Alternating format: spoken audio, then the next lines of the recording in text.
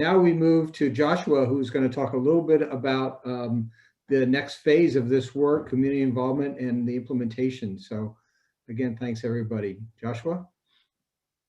Thanks, Mark. So as you've heard from each of our panelists, equity has emerged throughout. Oh, could you do next slide, please? This one? Yeah, that's it. Yeah. So yeah, we've heard all of our panelists talk back one to the equity, please. You got it. There we go. Perfect. Yeah, thanks. So we've heard them all refer to equity throughout the plan that we've defined as providing added support to disadvantaged groups so everyone can experience the benefits from our adaptation and mitigation actions. This requires special attention to the most vulnerable in our community to balance disparities so we can all thrive. In her book, Braiding Sweetgrass, plant ecologist and founding director of the Center for Native Peoples and the Environment, Robin Wall Kimmerer, writes that all flourishing is mutual. What else are we learning now unless it is the opposite? When we fail to be mutual, we cannot flourish. We are only as vibrant, healthy, and alive as the most vulnerable among us. The way that equity shows up in the planning process, the plan itself, and future implementation is conveyed in these 4 steps you see on the slide, where in the mission, vision, and values, we define and explicitly state a commitment to equity. We undertake a process that deeply engages community members, and moving into implementation, our actions lead to equity outcomes that respond to community needs, reduce climate vulnerabilities, and increase community resilience. Then we evaluate equity successes and challenges to improve our effort going forward. Next slide, please. In putting equity into practice while addressing climate change, we can be multi-solving, which defined at Climate Interactive is where policies and actions help protect the climate while also providing other co-benefits, such as improving health, disaster resilience, the economy, and access to healthy food and clean water. They help connect us to the natural world and people around us. And they do that while saving time and energy. They are, in short, win-win solutions for people and the climate, precisely as we heard Kelly emphasize in her presentation. Next slide, please.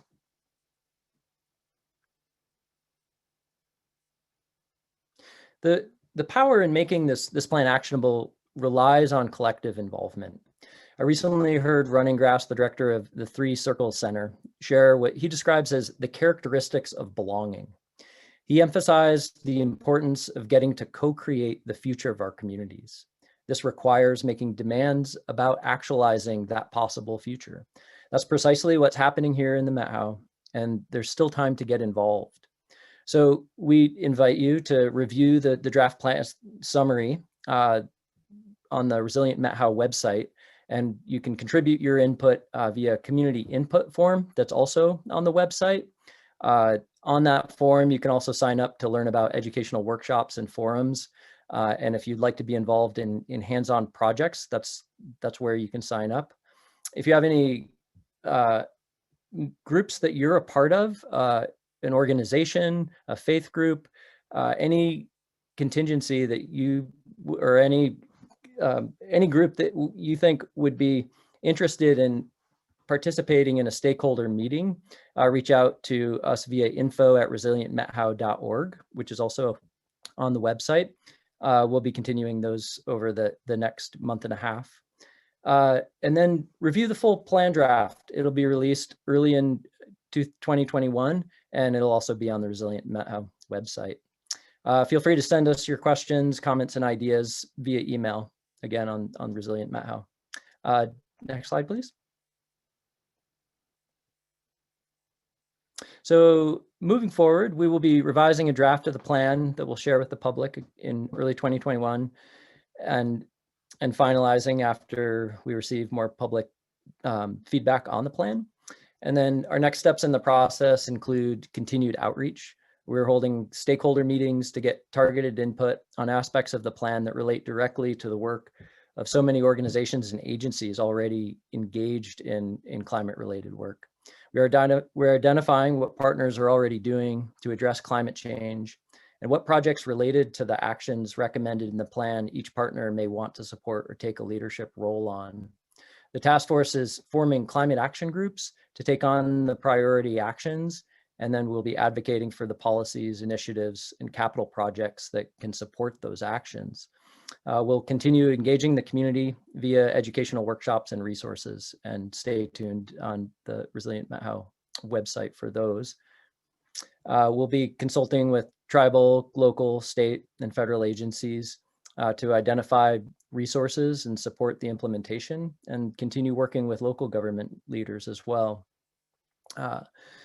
As well as with the team from the Environmental Protection Agency, the Federal Emergency Management Agency, and the National Reserve Bank of San Francisco that is helping us identify resources for implementation.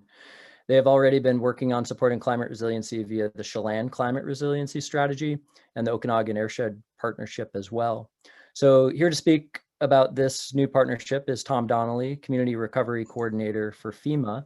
So Tom, I'll invite you to turn your video on and take it from here. Okay. See if I can share my screen. Start the video.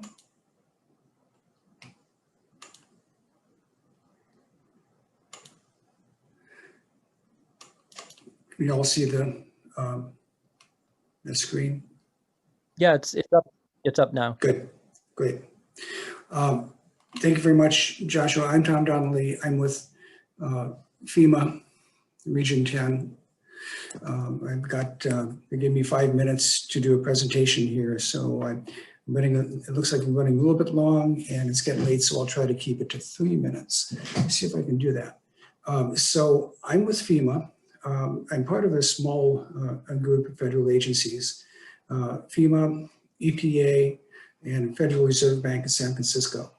So myself, Craig Nolte from the Federal Reserve Bank, Vicki Salazar, and Sarah Frederick from EPA have been working with your community for many weeks now to help put on this workshop.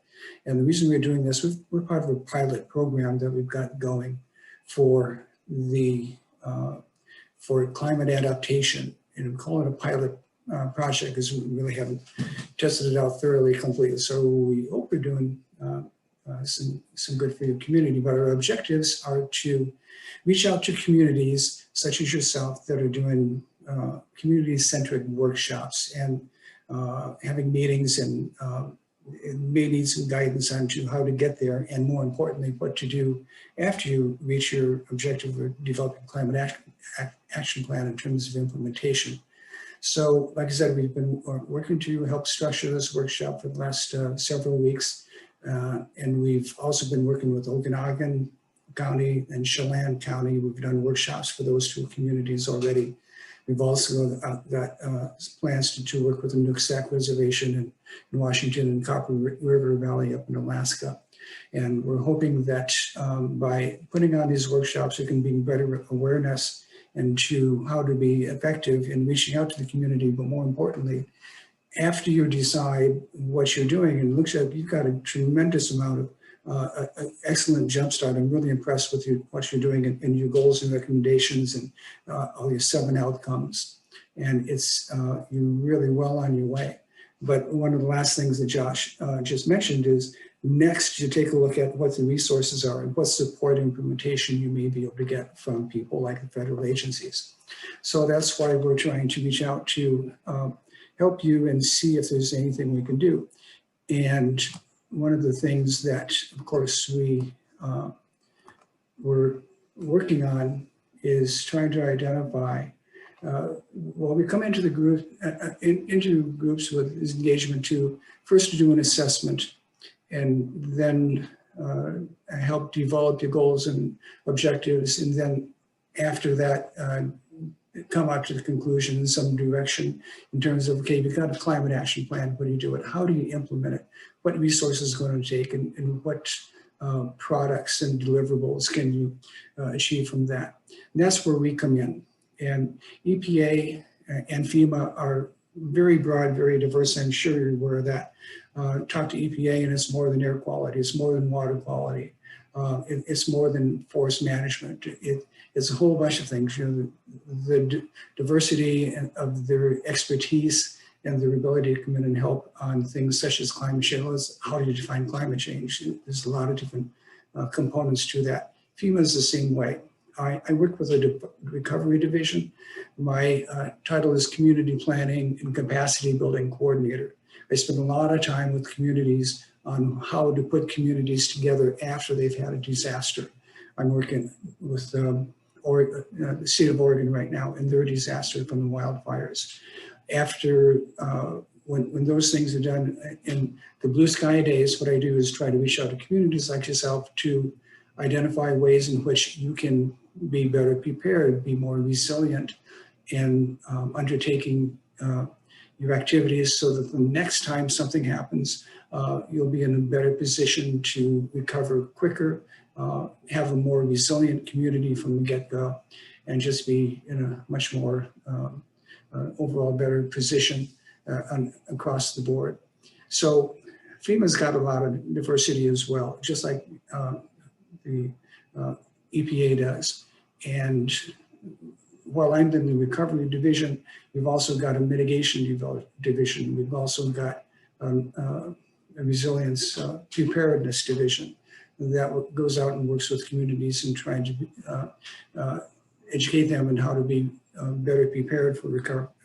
We've got a mitigation division that is very interested in focusing on mitigation through specific projects, as we did for the wildfires several years ago rather, than Okanagan, but also mitigation efforts that can help in a variety of ways through the mitigation plan, through vulnerability assessments, and that sort of thing, to again try to identify projects that may need funding or technical assistance through better awareness, or just community engagement and support for bringing in subject matter experts, or just a variety of professional education and training. You know, we've been around the country a long time, been there, done that for disasters, and we try to avoid them as much as possible.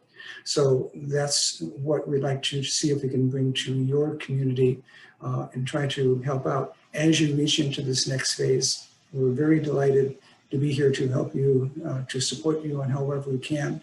Looking forward to seeing how we can move into the next phase of looking at implementation characteristics and resources, see what we can do to make a very dynamic and successful plan for you. That's what I've got, Joshua. I'll turn it back to you. Thank you very much.